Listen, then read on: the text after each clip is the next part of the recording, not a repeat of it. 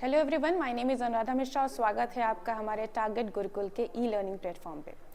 आज का जो टॉपिक है वो है मॉडल्स। इससे पहले हम टेंस वगैरह कंप्लीट कर चुके हैं। मॉडल्स क्या होती हैं, मॉडल्स में आपको पढ़ना क्या होता है। यूजली आप देखते हो कोई भी बेसिक एक स्ट्रक्चर होता है सेंटेंस का, वो क्या होता है, subject then helping verb and then क्या होता है, वर्ब होता है और फिर ऑब्जेक्ट होता है, राइट। अब इसमें ये जो हेल्पिंग वर्ब है उसी को आप क्या बोलते हो, मॉडल बोलते हो। क्या बोलोगे, मॉडल बोलोगे। अब क्या सारी हेल्पिंग वर्ब्स मॉडल होती हैं, सवाल बनता है ना। क्या सारी हेल्पिंग वर्ब्स मॉडल होती हैं? जवाब है नहीं। क्यों नहीं, अभी हम देखेंगे क्लासिफिकेशन में। ओके, तो शुरू करते हैं। मॉडल्स देखो, मॉडल्स को हम पढ़ते हैं, बिल्कुल एक टर्म अम्ब्रेला टर्म है वर्ब, वर्ब के अंदर पढ़ते हैं, ठीक है। वर्ब कितने टाइप की होती हैं, दो टाइप की। कौन कौन सी, finite verb and non finite verb. Now finite verb क्या होती हैं, नॉन फाइनाइट वर्ब्स क्या होती हैं। फाइनाइट वर्ब वो सारी वर्ब्स होंगी जिन पर सब्जेक्ट के नंबर का असर होता है, ठीक है। किन पर होगा आपको पता है, एक तो आपकी हेल्पिंग वर्ब होती है और दूसरी आपकी मेन वर्ब होती है। कैसे, अगर मैं बोलती हूँ, अगर मैं बोलूँ कि राम है ना, राम गोज, ठीक, राम गोज, या फिर मैं बोल रही हूं दे गो, तो यही गो आपका राम के लिए गोज बन जाता है और दे के लिए गो रहता है, ठीक है। तो आपकी ये जो वर्ब है वो किसके हिसाब से चेंज हुई, सब्जेक्ट के नंबर के हिसाब से। सब्जेक्ट सिंगुलर है तो गोज लिखा और सब्जेक्ट प्लूरल है तो आपने क्या लिखा, गो लिखा। वही अगर हम इसको नेगेटिव कर दें, जैसे हम बोलें कि राम डज नॉट गो, ठीक है। या फिर दे को अगर लिखेंगे तो दे डू नॉट गो, ठीक। अब इसी राम के लिए आपने यहाँ डज लिखा है हेल्पिंग वर्ब, वाइल दे के लिए आपने डू लिखा है हेल्पिंग वर्ब, यानी कि सब्जेक्ट के नंबर के हिसाब से आपकी हेल्पिंग वर्ब्स भी चेंज हुई। तो फाइनाइट वर्ब कौन होंगी, एक तो हेल्पिंग वर्ब और दूसरी मेन वर्ब, ठीक है। फाइनाइट वर्ब कौन होती हैं, जो सब्जेक्ट के नंबर के हिसाब से चेंज होती हैं। वाइल नॉन फाइनाइट वर्ब, उन पर कोई असर नहीं होगा सब्जेक्ट के नंबर का, ठीक है। और नॉन फाइनाइट वर्ब जब हम आगे पढ़ेंगे उसमें आप देखोगे नॉन फाइनाइट वर्ब क्या क्या होती हैं। इसमें आता है आपका इन्फिनेटिव, ठीक, इन्फिनेटिव आता है, और क्या आता है, जीरंड आता है, और क्या आता है, पार्टिसिपल आता है, पार्टिसिपल आता है। वैसे मैं लिख क्यों रही हूँ, सब कुछ तो बना हुआ है, खैर ये सारी चीजें आती है नॉन फाइनाइट में। नॉन फाइनाइट क्या होती हैं, जिन पर सब्जेक्ट के नंबर का कोई असर नहीं होता है, ठीक है। फाइनाइट में आपको दिखा हेल्पिंग वर्ब है एंड मेन वर्ब है, वाइल नॉन फाइनाइट में इन्फिनेटिव दिखा, जीरंड दिखा और पार्टिसिपल दिखा। अब सिंस हमें हेल्पिंग वर्ब पढ़नी है या मॉडल्स पढ़नी है तो उसके बारे में देख लेते हैं। अब ये जो आपकी हेल्पिंग वर्ब है, ऑक्सिलरी वर्ब है, फर्दर डिवाइड होती हैं दो पार्ट्स में, which is modals and primary auxiliary verb. That is why मैंने कहा कि सारी हेल्पिंग वर्ब्स मॉडल्स नहीं होती हैं, लेकिन मॉडल्स हेल्पिंग वर्ब होती हैं, ठीक है। तो हेल्पिंग वर्ब दो पार्ट्स में डिवाइड हुआ, मॉडल्स और प्राइमरी ऑक्सिलरी। अब इसमें क्या डिफरेंस होता है, मॉडल क्या होती है और प्राइमरी ऑक्सिलरी क्या होती हैं, ये भी हम बात कर लेते हैं, देखिएगा ध्यान से।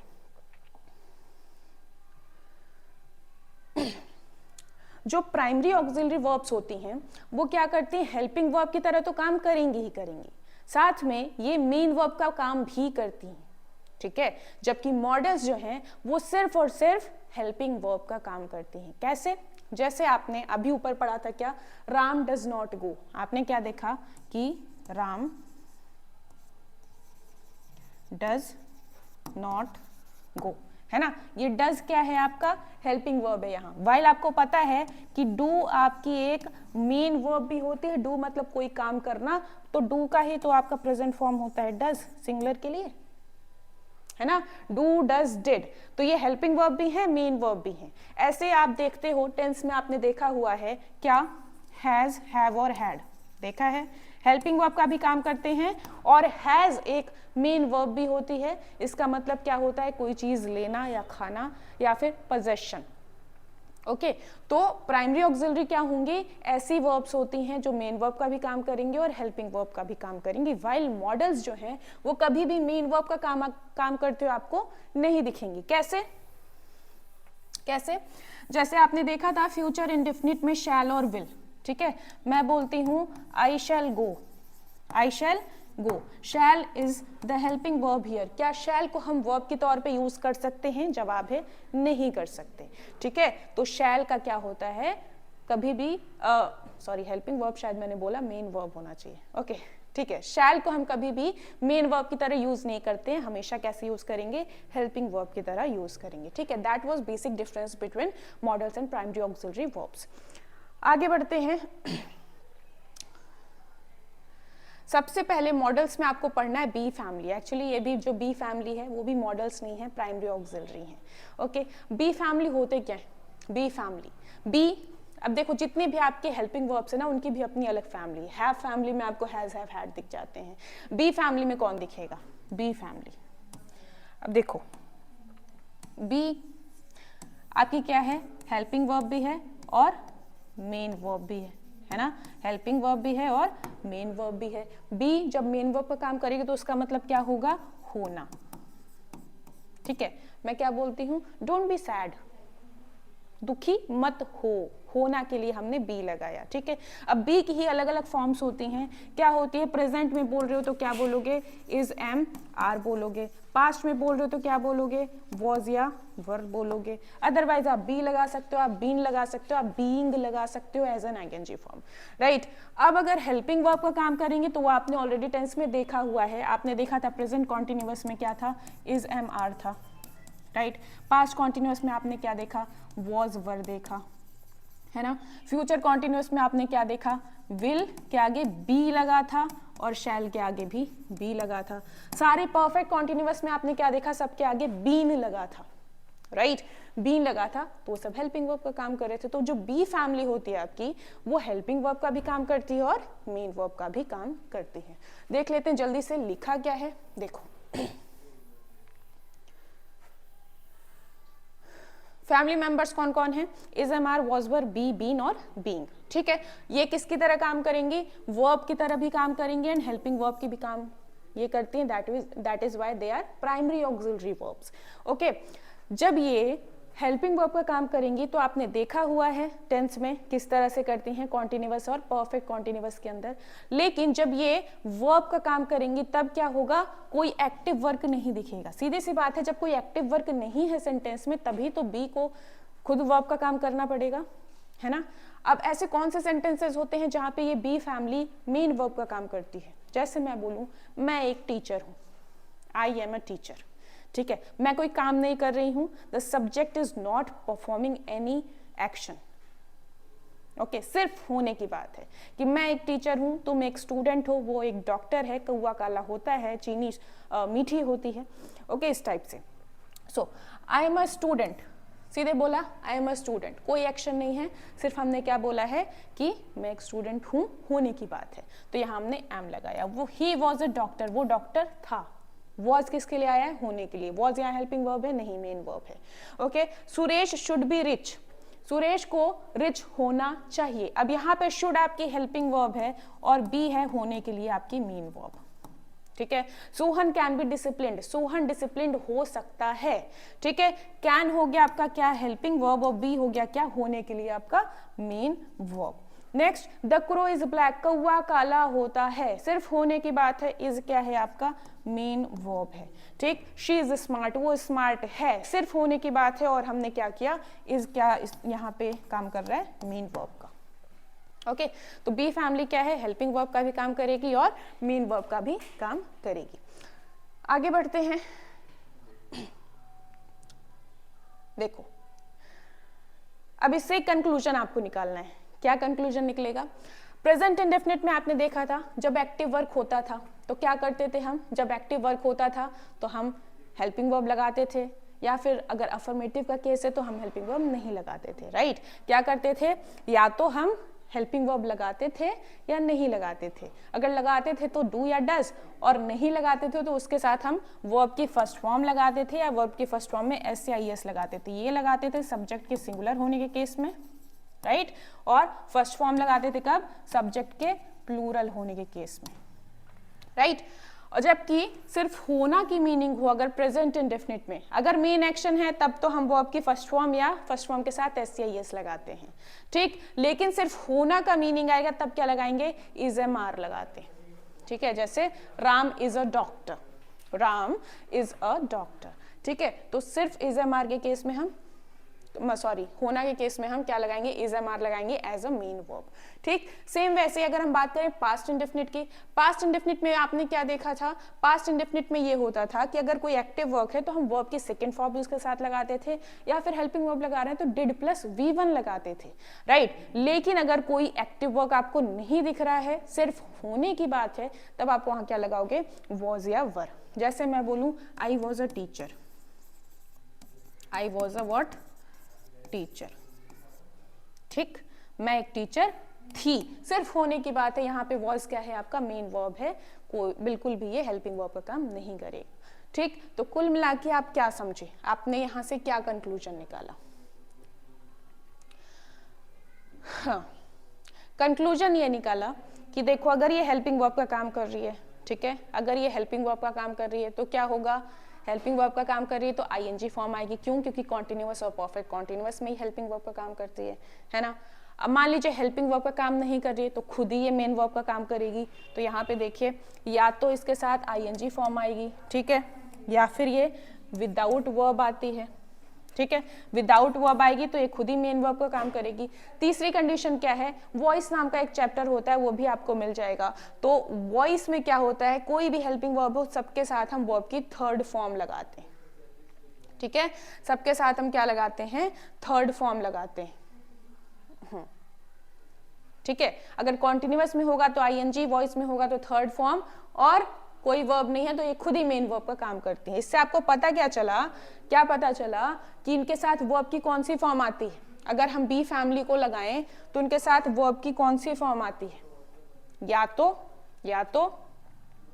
हाँ, बी फैमिली के साथ या तो थर्ड फॉर्म आती है, किस केस में, पैसिव के केस में, और अगर एक्टिव का केस है तो क्या आएगा, आईएनजी ही आएगा, है ना। यानी कि फर्स्ट फॉर्म और सेकेंड फॉर्म कभी नहीं आएगी, है ना, फर्स्ट फॉर्म और सेकेंड फॉर्म कभी नहीं आएगा, सिर्फ थर्ड फॉर्म आएगा या फिर आईएनजी फॉर्म आएगा, दैट्स इट, ठीक। आपने क्या जाना, बी फैमिली में कौन कौन होता है, जल्दी से एक बार रिवाइज देखो, आप कैसे रिवाइज करते हो ये भी मैं साथ में बताते चलती हूँ, ठीक। इंग्लिश में आप कैसे रिवाइज करते हो, कोई भी टॉपिक आपने पढ़ा है, आज आपने क्या शुरू किया, मॉडल्स, ठीक है, मॉडल्स किसका हिस्सा है, वर्ब का। वर्ब दो टाइप की, कौन कौन सी, कौन कौन सी, finite and non finite. Finite में कौन होती है, main verb and helping verb, ठीक है। नॉन फाइनाइट में तीन चीजें होती हैं, इन्फिनिटिव, ठीक है, जीरंड, और क्या होता है, पार्टिसिपल,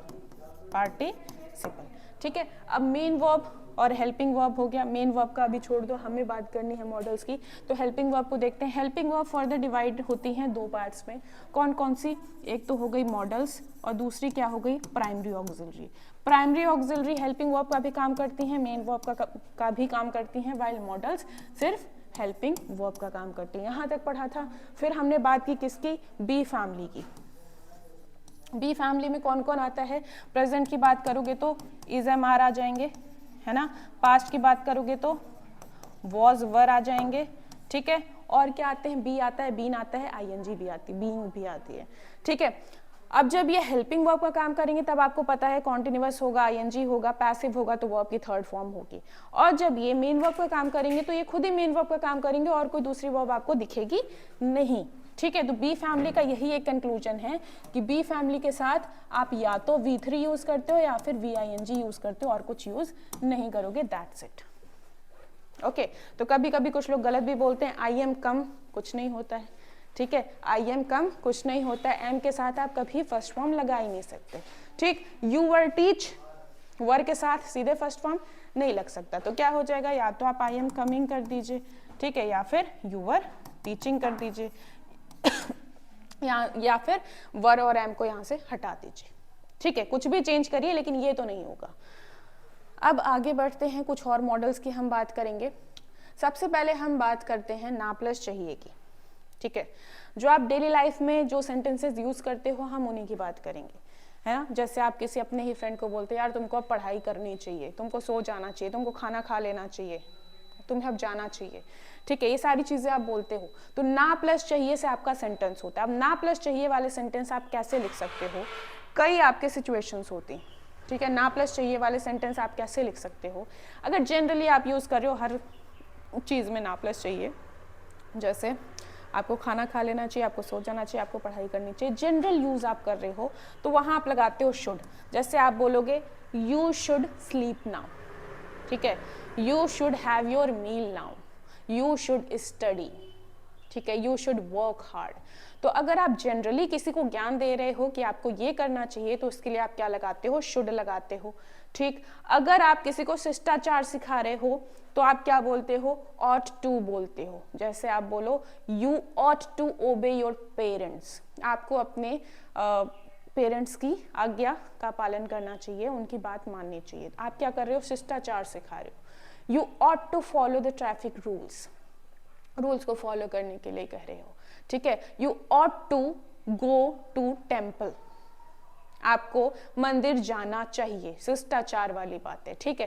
तो अगर आप यहाँ क्या सिखा रहे हो, शिष्टाचार सिखा रहे हो, प्लीज इसको लिख लीजिएगा क्योंकि जब ये पीडीएफ आपको मिलेगी शायद ये लिखा हुआ नहीं होगा, ठीक। शिष्टाचार सिखा रहे हो, ठीक है, रूल्स फॉलो करने को कह रहे हो, या फिर गॉड से रिलेटेड कुछ कह रहे हो, या फिर स्पिरिचुअली कुछ कह रहे हो, स्पिरिचुअल बातें बोल रहे हो, तो वहां क्या लगाओगे, ought to लगाओगे, ठीक। मान लीजिए आप कंपल्शन की बात कर रहे हैं, आपको ये काम जरूर करना चाहिए, आपको वहां जरूर जाना चाहिए, यू मस्ट गो देयर। तो मस्ट क्या होता है, जरूर ना प्लस चाहिए के लिए हम लगाते हैं, ठीक है। और सबके साथ वर्ब की कौन सी फॉर्म, फर्स्ट फॉर्म आती है, ये भी ध्यान रखिएगा, शायद अभी नीचे आएगा, ओके।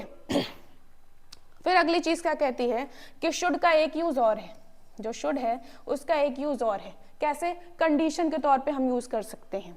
जैसे लिखा है should you work hard you will get success, अगर आप मेहनत करेंगे आपको सफलता मिलेगी, ठीक है। तो शुड का कंडीशन के तौर पे भी एक यूज होता है, जो कि यहाँ एग्जाम्पल लिखा हुआ है, नोट डाउन कर लीजिएगा। अब आगे बढ़ते हैं, इनका स्ट्रक्चर क्या होता है। देखो स्ट्रक्चर यही रहेगा, सबसे पहले आएगा सब्जेक्ट, फिर आएगी आपकी हेल्पिंग वर्ब। अगर जनरली आप ज्ञान दे रहे हो तो शुड, अगर थोड़ा रूल्स फॉलो करने के लिए या शिष्टाचार या फिर भगवान से रिलेटेड कोई बात कह रहे हो तो ought to लिखोगे, जरूर कोई काम करना चाहिए तो must लिखोगे, ठीक है। और सबके साथ कौन सी फॉर्म आएगी वर्ब की, सबके साथ वर्ब की फर्स्ट फॉर्म आएगी एंड देन ऑब्जेक्ट आएगा अगर है तो, ओके। जैसे Ram should sleep now, Ram को अब सो जाना चाहिए, जनरल था तो शुड स्लीप नाउ बोल दिया। यू शुड स्टडी हार्ड, आपको मेहनत से पढ़ाई करनी चाहिए, नॉर्मली मैंने बोला जनरल यूज में बोला तो शुड लिख दिया। We ought to respect our teachers, हमें हमारे टीचर्स की रिस्पेक्ट करनी चाहिए, शिष्टाचार सिखा रहा है ought to plus V1। Raju ought to obey his parents, Raju को अपने पेरेंट्स की बात माननी चाहिए, ought to प्लस V1, ठीक है। he must work hard to pass the exam, he must work hard, उसको जरूर मेहनत करनी चाहिए एग्जाम पास करने के लिए। You must learn how to cook food, आपको जरूर सीखना चाहिए कि खाना कैसे बनाते हैं। अब यहाँ पे एक एडिशनल नॉलेज ले लो, क्या होता है, how two plus V1 and what two plus V1। मतलब क्या होता है, जब भी आप बताओ कि कोई काम करते कैसे हैं तो आप क्या लिखते हो, हाउ टू प्लस V1, ठीक है। जैसे यहाँ लिखा है हाउ टू कुक, आपको जरूर सीखना चाहिए कि खाना बनाते कैसे हैं, ठीक है, तैरते कैसे हैं, how to swim, how to do it, ठीक है, इस टाइप से। तो हाउ टू प्लस V1 होता है। और कोई करना क्या है उसके लिए आप क्या लिखते हो, व्हाट टू V1, ठीक है। I do not know what to do, मुझे नहीं पता आगे क्या करना है, तो क्या करना है के लिए व्हाट टू V1, कैसे करना है के लिए हाउ टू प्लस V1 होता है, ठीक है। आई होप इतनी चीजें समझ आई होंगी। अब बढ़ते हैं आगे। अब देखो जितना चाहिए है वाला है उसी को अगर हम पास्ट बना दें, यानी चाहिए था बना दें, ठीक है। जैसे आप क्या बोलो कि यार तुमको मेहनत करनी चाहिए थी, ओके। अगर मैं अभी के लिए आपको सजेशन दे रही हूं कि तुमको मेहनत करनी चाहिए तो मैं क्या बोलूंगी, यू शुड वर्क हार्ड। अगर बोलो तुमको मेहनत करनी चाहिए थी यानी पास्ट की बात हो गई, तो वही चाहिए जब पास्ट की बात होती तब आप क्या करते हो, तब आप क्या करते हो, ना प्लस चाहिए था वाला रूल लगाते हो। अब ना प्लस चाहिए था में आप क्या लिखते हैं, ध्यान दीजिएगा, शुड का हो जाता है शुड हैव, ऑट टू का हो जाता है ऑट टू हैव। अब आप कहेंगे फिर तो मस्ट का हो जाना चाहिए मस्ट हैव, बट नहीं, मस्ट का जो है फिर वो मस्ट हैव दूसरा मीनिंग देता है, इसलिए ध्यान रखेंगे। अगर आप कहते हैं जरूर करना चाहिए था, तो जरूर करना चाहिए था की मीनिंग भी ऑट टू हैव हो जाती है। ठीक है, अगर मैं बोलूं आपको पढ़ाई करनी चाहिए थी, तो यू शुड हैव स्टडीड। अब आप कहोगे स्टडीड क्यों, तो लास्ट में जिसके भी हैव आता है उसके बाद वर्ब की थर्ड फॉर्म आती है। आप पहले परफेक्ट पढ़ चुके हो, परफेक्ट में हैज हैव हैड के साथ आपने थर्ड फॉर्म ही लगाई है। मैंने कई बार बताया है कि कोई भी हेल्पिंग वर्ब जिसके लास्ट में हैव आ रहा है उसके साथ वर्ब की थर्ड फॉर्म आप लगाते हो। ठीक है, तो शुड हैव हो जाएगा जनरल यूज के लिए, और शिष्टाचार सिखाने के लिए पास्ट वाला। ठीक है, शिष्टाचार सिखाने के लिए, जरूर करना चाहिए था के लिए, और भगवान से रिलेटेड बातों के लिए आप क्या लगाते हो, ऑट टू हैव, और सबके साथ वर्ब की थर्ड फॉर्म। जरा इसको भी देख लेते हैं डिटेल में एग्जाम्पल के साथ। स्ट्रक्चर क्या रहता है, सबसे पहले आता है आपका सब्जेक्ट, फिर आता है क्या हेल्पिंग वर्ब, चाहे शुड हैव चाहे ऑट टू हैव, और फिर आती है वर्ब की थर्ड फॉर्म, क्यों, क्योंकि लास्ट में हैव आया था, और देन ऑब्जेक्ट अगर है तो। ठीक, कुछ एग्जांपल्स हैं, Ram should have slept, Ram को सो जाना चाहिए था। हो सकता है राम जो है वो रात में सोया नहीं है, तो हम क्या कह रहे हैं, राम शुड हैव स्लेप्ट। ठीक, ऐसे ही you should have studied hard, आपको मेहनत अच्छे से करनी चाहिए थी, आपने नहीं की तभी मैं कह रही हूँ। ठीक है, फिर we ought to have respected our teachers, हमें हमारे टीचर्स की रिस्पेक्ट करनी चाहिए थी। और आप ये चीज और नोटिस करेंगे, पास्ट में हमने जो काम नहीं किया उसी के लिए हम बताते हैं ये वाला सेंटेंस, है ना। पास्ट में आपने अगर कोई काम नहीं किया है तो उसके लिए ही आप ये यूज करते हो, शुड हैव और ऑट टू हैव। ऐसे ही Raju ought to have obeyed his parents, Raju को अपने पेरेंट्स की बात माननी चाहिए थी, यानी उसने पहले नहीं मानी। ठीक है, he ought to have worked hard to pass the exam, उसको, अब यहाँ पे देखो ought to have लिखा है। अब आप कहोगे ये तो स्पिरिचुअल कुछ नहीं बता रहा, शिष्टाचार भी नहीं बता रहा है, तो फिर हम ought to have क्यों लगा रहे हैं, क्योंकि जरूर चाहिए के लिए भी हम यही लगाते हैं। ठीक है, क्या हो जाएगा कि एग्जाम पास करने के लिए उसको मेहनत जरूर करनी चाहिए थी, ought to have worked hard। ठीक है, ऐसे ही you ought to have learnt how to cook food, आपको जरूर सीख लेना चाहिए था कि खाना कैसे बनाते हैं। ठीक है, तो पहले मॉडल का जो आपने ग्रुप पढ़ा है वो क्या था आपका, ना प्लस चाहिए, है ना, ना प्लस चाहिए और उसी का पास्ट ना प्लस चाहिए था। राइट, ये पढ़ा है आपने। ना प्लस चाहिए के लिए आप तीन चीजें लगाते हो, क्या, एक तो होता है शुड, दूसरा क्या होता है ought to, और तीसरा क्या होता है must। ठीक, और ना प्लस चाहिए था के लिए आप दो चीजें लगाते हो, क्या, शुड हैव, एंड दूसरी क्या होती है ought to have। ठीक, इनके साथ थर्ड फॉर्म, इनके सबके साथ फर्स्ट फॉर्म। बस इतनी सी बात आपने पढ़ी है, मीनिंग ध्यान रखेंगे, सारी चीजें क्लियर रहेंगी। आगे बढ़ते हैं, आगे बढ़ते हैं। May have and must have, अभी ऊपर आपने देखा कि ये जो मे था आपका, है ना, सॉरी मैं कह रही हूँ, I am really sorry, must have आपने देखा था। ठीक है, मस्ट देखा था, तो आप सोचोगे जब हम शुड का शुड हैव करते हैं, ought to का ought to have करते हैं, तो मस्ट का मस्ट हैव क्यों नहीं करते। इसलिए नहीं करते क्योंकि उसका मतलब कुछ अलग हो जाता है। आप कहोगे ऐसा क्यों, ऐसे तो हमको बहुत कंफ्यूजन हो जाएगी, भाई अंग्रेज हैं, गांजा फूक के उन्होंने अपनी भाषा बना रखी है, क्या कर सकते हैं। May have plus must have, अब मे हैव क्या होता है, मे हैव का मतलब होता है आ प्लस होगा, जब आप पॉसिबिलिटी बताते हो। जैसे आप कहो कि उसने तो सिलेबस खत्म कर लिया होगा, आपको पता नहीं है, आप श्योर नहीं हो उस चीज के लिए, बट एक पॉसिबिलिटी आपको लगती है उसने कर लिया होगा। ठीक है, उसने खाना खा लिया होगा, उसने खाना बना लिया होगा, उसने अपना होमवर्क कर लिया होगा। ठीक है, एक अनुमान आप लगाते हो तो वहां पे क्या लगेगा, मे हैव लगेगा। ठीक है, और मस्ट हैव कहाँ लगाते हो, जरूर आ प्लस होगा के लिए लगाते हो। कैसे, मैं बोलूं आपने तो सिलेबस जरूर कंप्लीट कर लिया होगा। ठीक है, जरूर कर लिया होगा, आपने गांधी जी का नाम जरूर सुना होगा। ठीक है, आपने अच्छे नंबर जरूर लाए होंगे, तो वहां पे जरूर आ प्लस होगा के लिए आप क्या लिखते हो, मस्ट हैव। प्लीज इसको लिख लेना क्योंकि बाद में आप भूलने वाले हो, मुझे पता है। मस्ट हैव के लिए लिखोगे क्या, जरूर आ प्लस होगा, ठीक है। और मे हैव का क्या लिखोगे, आ प्लस होगा, आ प्लस होगा। कुछ इस तरह का स्ट्रक्चर दिखता है।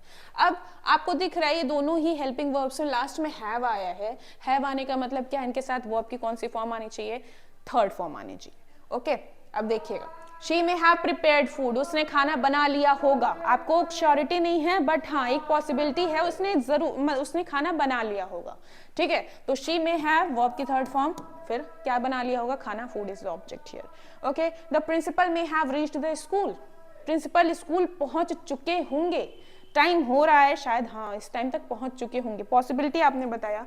नेक्स्ट, स्टूडेंट्स में हैव लर्नड इंग्लिश, स्टूडेंट्स ने इंग्लिश सीख ली होगी, अनुमान लगा रहे हैं कि सीख ली होगी, ठीक है। You must have heard the name of Gandhi ji, आपने गांधी जी का नाम जरूर सुना होगा, must have. Rakesh must have completed his homework, Rakesh ने अपना होमवर्क जरूर कंप्लीट कर लिया होगा। Mannu must have joined that company, Mannu ने वो कंपनी जरूर ज्वाइन कर लिया होगा या जरूर ज्वाइन कर ली होगी, ठीक है। तो जरूर आ प्लस होगा के लिए मस्ट हैव, आ प्लस होगा के लिए मे हैव, दोनों के साथ वर्ब की थर्ड फॉर्म, दैट्स इट, इतनी सी बात थी। ओके, आगे बढ़ते हैं। अगला क्या आता है, 6 स्ट्रक्चर एक साथ, देख के घबराना नहीं है बिल्कुल भी, बस बुद्धि लगा के सुनना है हर चीज को, ठीक है। अगले जो 6 स्ट्रक्चर्स हैं क्या बताते हैं, ना प्लस वाला है, ना प्लस वाला था। कैसे यूज करते हो आप, जो अपने डेली लाइफ में आप जब बोलते हो तब भी यूज करते हो, यार मैं आने वाला था, या मैं आने वाला हूं, मैं आने वाला हूं या मैं आने वाला था, प्रेजेंट के लिए आने वाला हूं, पास्ट के लिए आने वाला था। ओके, तो ऐसे स्ट्रक्चर आप कैसे बनाते हो, सबसे पहले आप लिखते हो सब्जेक्ट, ठीक है। सबसे पहले लिखते हो क्या, सब्जेक्ट। अगर प्रेजेंट की बात है तो सब्जेक्ट के अकॉर्डिंग इज एम आर में से जो लगाना है लगा दो, पास्ट है तो वॉज वर में से जो लगाना है लगा दो। आगे क्या आता है, मेन हेल्पिंग वर्ब अब आई है, मेन मॉडल अब आई है, आगे लगाते हो अबाउट टू, ठीक है। वाला वाला जब भी सेंटेंस आएगा आप क्या लगाओगे, अबाउट टू लगाओगे। प्रेजेंट है तो इज एम आर, पास्ट है तो वॉज वर, साथ में अबाउट टू। और अब is am are was were देख के आईएनजी लगाने की जरूरत नहीं है, क्यों नहीं है, क्योंकि मेन तो आपका अबाउट टू है, अबाउट टू के हिसाब से आप लगाते हो, ठीक है। अबाउट टू के हिसाब से आपने लगाई V1 और उसके बाद आता है ऑब्जेक्ट, ठीक है। जैसे मैं बोलूं मैं आने वाला हूं, I am about to come, मैं आने वाला था, I was about to come, ठीक है। ये 2 स्ट्रक्चर हो गए। अब अगला क्या है, ना प्लस को है, ना प्लस को था, वो आने को था, वह आने को था, या वह आने को है, मतलब वही मीनिंग है, आने वाला ही है, ठीक है। तो इसका क्या स्ट्रक्चर होता है, सबसे पहले आप लिखते हो सब्जेक्ट, लिख दिया। प्रेजेंट है तो इज एम आर, पास्ट है तो वॉज वर। उसके बाद क्या होगा, जो मेन आपका यहाँ मॉडल आता है वो आता है टू, और उसके बाद टू के हिसाब से आपने लगाया V1, इधर भी लगाया V1, लास्ट में लिखते हैं ऑब्जेक्ट। जैसे ही इज टू कम, वह आने को है, और आने को था मतलब ही वॉज टू कम लेकिन नहीं आ पाया, ही वॉज टू कम, ठीक है। तो ये ध्यान रखेंगे, ये 2 स्ट्रक्चर हो गए आपके, ठीक। अगला है ना प्लस जा रहा है या ना प्लस जा रहा था। जैसे मैं बोलूं राम एक गाना गाने जा रहा है, या राम एक गाना गाने जा रहा था। कुछ ऐसा नहीं है, रॉकेट साइंस नहीं है जो आपने कभी सुना नहीं है, बोला नहीं है, ये सारी चीजें हम अपनी डे टू डे लाइफ में यूज करते हैं, बोलते भी हैं, ठीक है। तो रिलेट करके जरा पढ़िएगा, ना प्लस जा रहा है, ना प्लस जा रहा था, कैसे लिखेंगे, सबसे पहले आता है सब्जेक्ट। अगर जा रहा है प्रेजेंट की बात है, we shall use is am are, कोई भी एक अकॉर्डिंग टू योर सब्जेक्ट, ठीक है। जा रहा था, पास्ट है तो क्या लिखेंगे, वॉज या वर में से कुछ आएगा, और जा रहा के लिए हम क्या लिखेंगे, गोइंग टू। आपका मॉडल क्या है, गोइंग टू, दोनों में ही गोइंग टू रहेगा। गोइंग टू के हिसाब से हमने V1 किया और फिर ऑब्जेक्ट आएगा। Ram is going to sing a song, Ram was going to sing a song, ठीक है। तो ये जा रहा है वाला सेंटेंस हो गया। 3 आपने पढ़े हैं, 3 में 2 मतलब एक प्रेजेंट एक पास्ट, तो इस तरह से आपके 6 स्ट्रक्चर्स हो जाते हैं मॉडल की। ओके अगर समझ नहीं आया होगा तो फिर थोड़ा पीछे करके एक बार वापस से इसको देख लेना। इसी कुछ एग्जाम्पल से देखिएगा।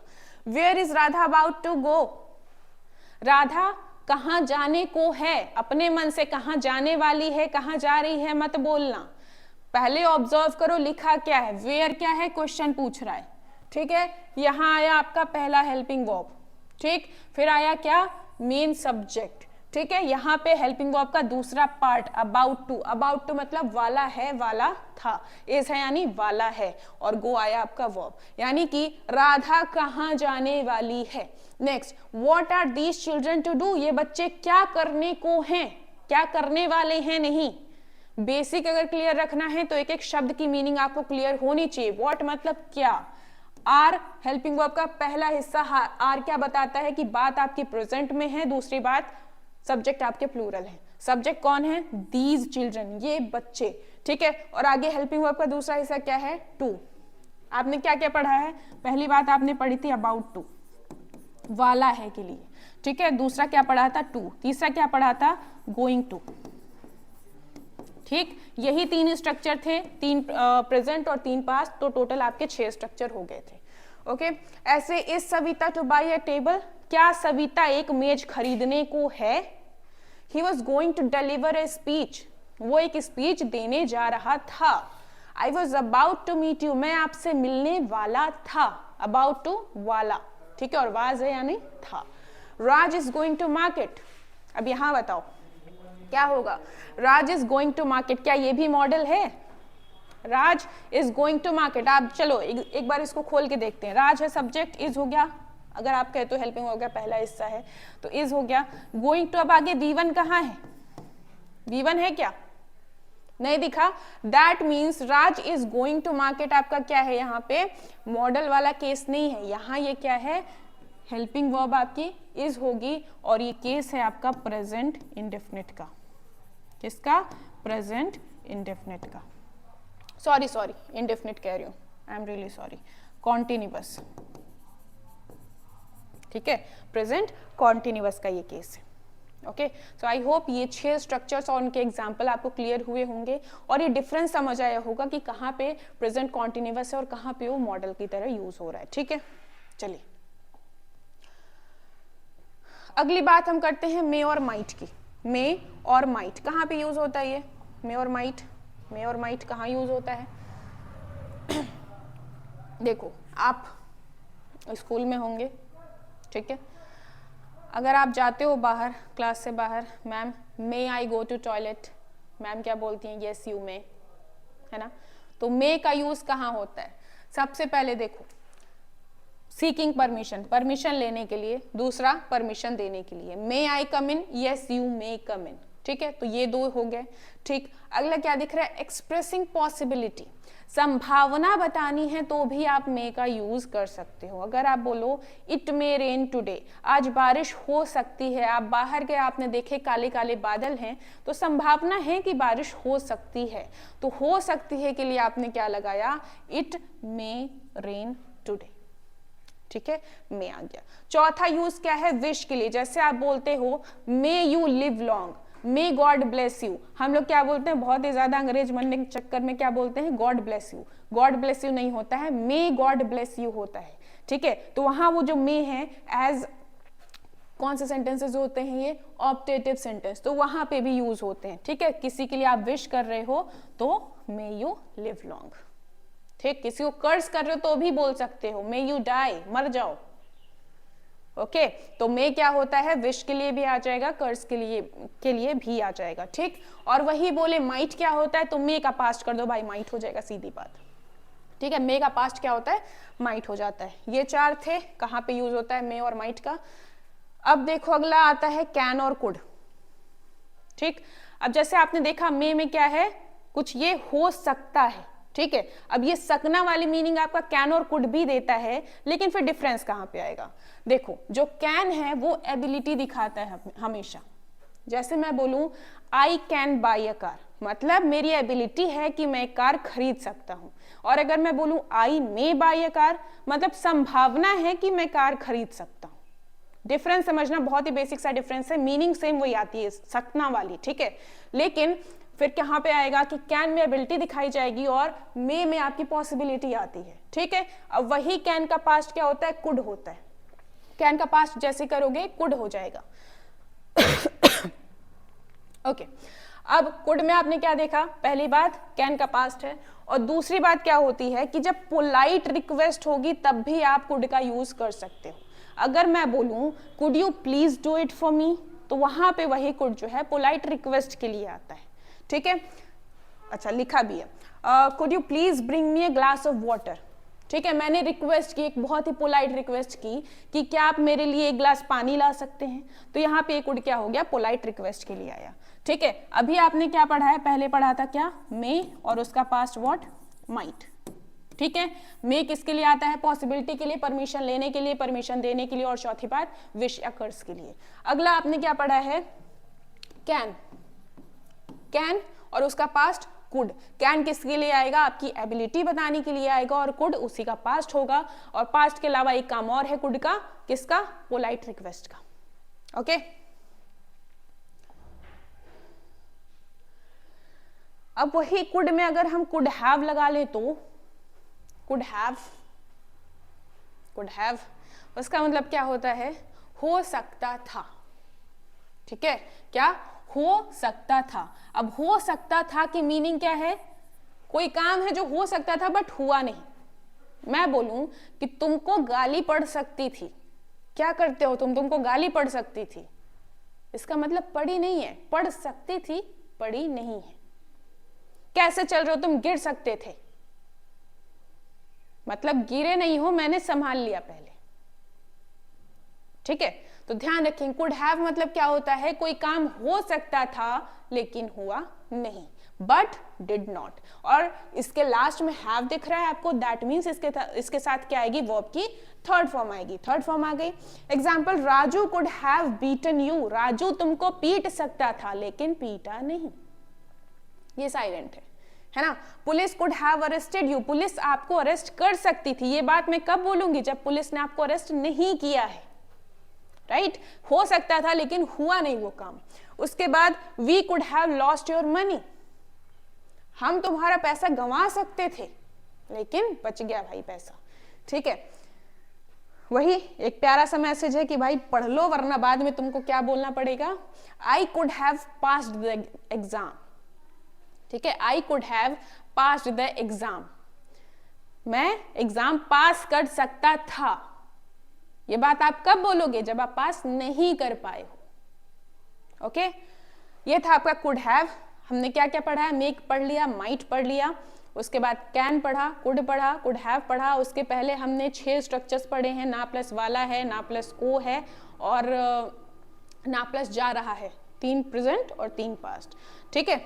इतने सारे हम पढ़ चुके हैं ऑलरेडी। उसके पहले हमने बी फैमिली भी पढ़ी हुई है, उसके पहले हमने शुड और शुड हैव वाली चीजें भी पढ़ ली है। अगला नंबर आता है वुड का। वुड कहाँ कहाँ आप यूज करते हो, बहुत ही ये सारी चीजें ना बहुत कंफ्यूजिंग है, कुड है, वुड है, शुड है, कैसे यूज करते हैं। तो जब तक आपका बेसिक नहीं क्लियर होगा तब तक आप नहीं कर पाओगे, ठीक है। तो बेसिक क्या होता है, बेसिक क्या होता है, हर कोई कहता है बेसिक क्लियर करो, बेसिक क्लियर करो। बेसिक होता क्या है, मेन ये कन्वे क्या करना चाहता है, किस लिए आता है, वही अगर आपको पता है दैट मीन्स आपका बेसिक जो है वो क्लियर है। शुड कहाँ आता है, जब आप ज्ञान दे रहे हो किसी को, ठीक है। कुड कहाँ आता है, एबिलिटी बता रहे हो अपनी, या फिर पोलाइट रिक्वेस्ट कर रहे हो। वुड कहाँ आएगा, देखते हैं। वुड सबसे पहले कहाँ आता है, प्रोबेबिलिटी, संभावना बताने के लिए, ठीक है, संभावना बताने के लिए। अभी देखेंगे अगला क्या है, पोलाइट रिक्वेस्ट के लिए। सेम जैसे कुड हम पोलाइट रिक्वेस्ट के लिए यूज करते हैं वैसे ही वुड पोलाइट रिक्वेस्ट के लिए आ जाता है। फिर विल का ये पास्ट भी है, नरेशन नाम का एक चैप्टर है, वहां आप देखोगे कि विल का पास्ट हो जाता है वुड, विल को चेंज कर देते हैं वुड में। फिर आता है विश के लिए आप लगा सकते हो, विश के लिए अभी एग्जांपल देखेंगे।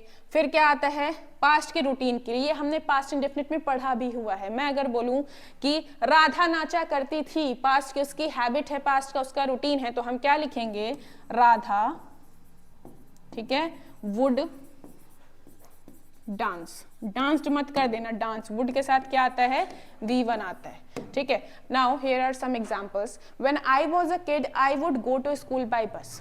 रूटीन बता रहा है कि जब मैं बच्चा था तो मैं बस से स्कूल जाया करता था, रूटीन बताया है ना, would. I hoped that he would पास, मैंने उम्मीद की थी कि वो पास हो जाएगा। विल का यहाँ पे क्या है, ये पास्ट है, ठीक है। और ये एक आपका नरेशन का भी सेंटेंस है, डायरेक्ट को इनडायरेक्ट में चेंज करके लिखा हुआ है। नरेशन अगर नहीं पढ़ा है तो आपको रिकॉर्डिंग्स में मिल जाएगा, एक बार उसको भी देख लीजिएगा। ही वुड बी स्लीपिंग, वो सो रहा होगा, संभावना बता रहे, ही वुड बी स्लीपिंग, वो सो रहा होगा, ठीक है, प्रोबेबिलिटी हो गया।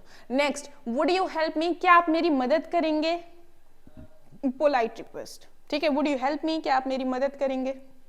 Next, I wish India would become a developed country soon, I wish, ठीक है, तो विश के लिए भी आप क्या लगाते हो, वुड लगाते हो। आगे देख लो, इंडिया वुड लिखा हुआ है, विश के लिए भी आपने वुड लगा दिया, ठीक है।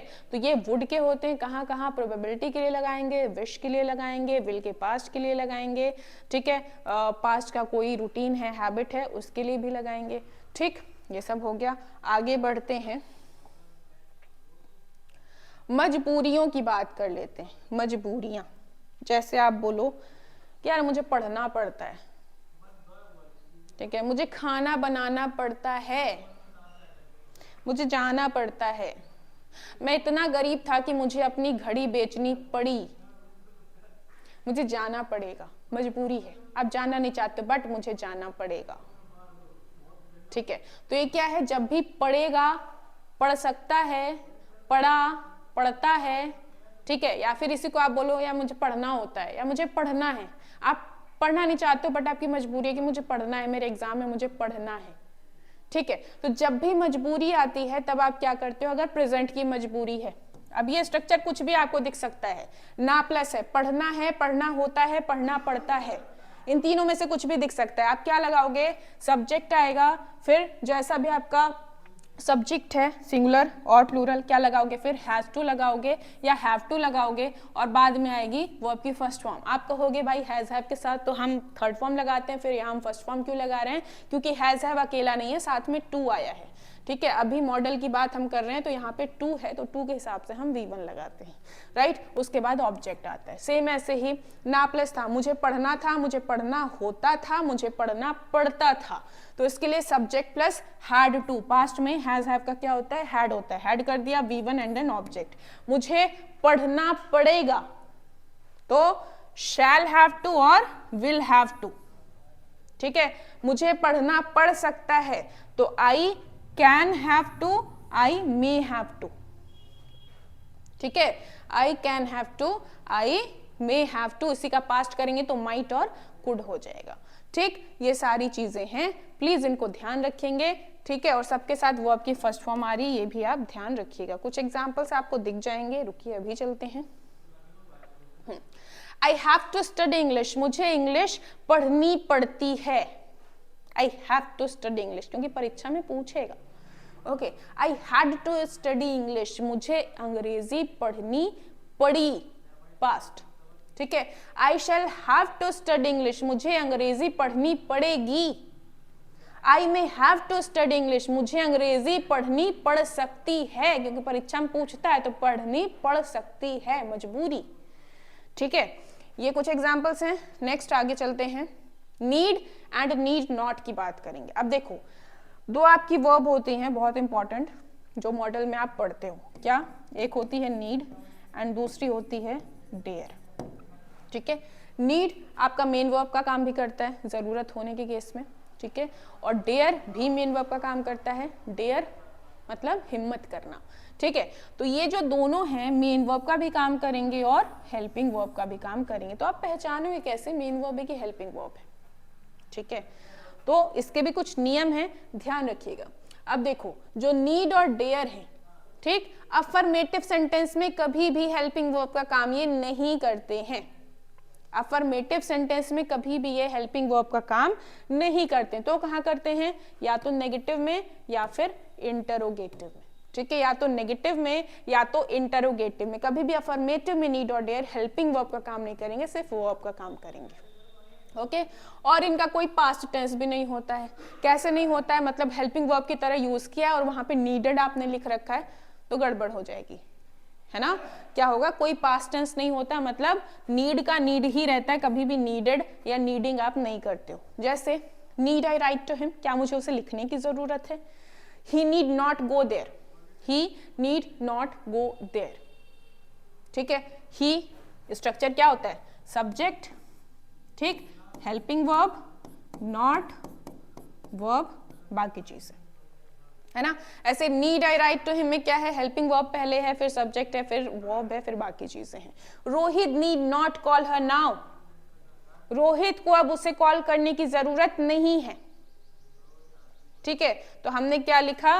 Rohit is the subject here, need क्या हो गया? हेल्पिंग वर्ब हो गया, नॉट के पहले है तो पक्की बात है हेल्पिंग वर्ब ही होगा, नॉट आपका नॉट है, कॉल क्या हो गया? वर्ब हो गया, और बाकी चीजें हो गई बाद में।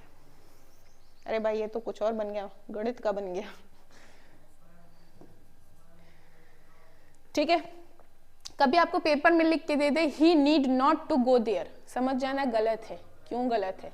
देखो स्ट्रक्चर क्या है आपका, अगर मैं लिख दूं इसको he need not to go there, है ना। बेसिक स्ट्रक्चर क्या होता है? पहले आता है सब्जेक्ट, ही आ गया, फिर आता है हेल्पिंग वर्ब, चलो ये भी आ गया, फिर आता है नॉट, ये भी आ गया। अब तो सीधे V1 आने चाहिए ना, 2 + V1 हम क्यों लगाएंगे, है ना, सीधे V1 आनी चाहिए, तो यहाँ पे 2 जो है वो हट जाएगा। ठीक, उसी को देखो, अब अगर आप लिखना चाहो he does not need to go there, अब यहाँ पे नीड के बाद टू गो हमने लगा दिया, कोई दिक्कत नहीं है। क्या आपको ये समझ आया हम क्यों लगा रहे हैं? समझिएगा, सब्जेक्ट है ही, हेल्पिंग वर्ब है डज, फिर आया नॉट, फिर मेन वर्ब आया आपका नीड। अब जो दूसरी वर्ब आएगी वो ऐसे ही थोड़ी आ जाएगी, उसको तो 2 + V1 करके लगाना पड़ेगा ना। दैट इज वाई हमने यहाँ 2 + V1 लगा दिया है, क्योंकि नीड यहाँ मेन वर्ब है। ठीक है, हेल्पिंग वर्ब नहीं है, लेकिन जब हेल्पिंग वर्ब होगी तो सीधे वर्ब आपकी आएगी, 2 + V1 नहीं आएगा। ठीक, ये हुए आपके नीड वाले और नीड नॉट वाले। अब एक चीज होती है need not have. Need not have का क्या मतलब होता है? नीड नॉट हैव आप तब लगाते हो जब कोई काम हो गया लेकिन उसके होने की जरूरत थी नहीं। ठीक है, जैसे अगर मैं बोलूं आपको वहां जाने की जरूरत नहीं थी, ये बात मैं कब बोलूंगी? जब आप वहां जा चुके हो। ठीक है, मैं कह रही हूँ वहां आपको जाने की जरूरत नहीं थी, आपको खाना बनाने की जरूरत नहीं थी, मतलब आप बना चुके हो, है ना। जो काम होने की जरूरत नहीं थी वो काम हो चुका है, तब आप लगाते हो नीड नॉट हैव। सिंस इसके लास्ट में हैव आया हुआ है, that is why we shall use verb की थर्ड फॉर्म विद इट। ठीक है, वर्ब की थर्ड फॉर्म आती है, किस लिए यूज होता है? एक ऐसे एक्शन के लिए जिसकी जरूरत नहीं थी लेकिन वो परफॉर्म हो चुका है। You need not have gone there, आपको वहां जाने की जरूरत नहीं थी, मैं कब बोलूंगी? जब आप वहां जा चुके हो। Rohit need not have called her yesterday, Rohit को उसे कल कॉल करने की जरूरत नहीं थी, ये बात मैं कब बोलूंगी? जब रोहित वहां कॉल कर चुका है, गाली खा चुका है, राइट, तब मैं बोलूंगी कि रोहित को उसको कॉल करने की जरूरत नहीं थी, है ना। जब हो चुका है तब मैं बोलूंगी ये बात। तो नीड नॉट हैव किसी ऐसे एक्शन के लिए जिसका परफॉर्म होना जरूरी नहीं था बट वो एक्शन परफॉर्म हो चुका है, हम नीड नॉट हैव लगाते हैं, लास्ट में हैव है, दैट इज व्हाई हम वर्ब की थर्ड फॉर्म इसके साथ यूज करते हैं। ये था आपका need, need not and need not have. Next आता है डेयर। डेयर का भी सेम वही केस है कि मेन वर्ब का भी काम करता है, हेल्पिंग वर्ब का भी काम करता है। ठीक, और सेम नीड की तरह ही है, जब नेगेटिव और इंटरोगेटिव होगा सिर्फ तभी ये हेल्पिंग वर्ब का काम करेगा, अदरवाइज मेन वर्ब रहेगा।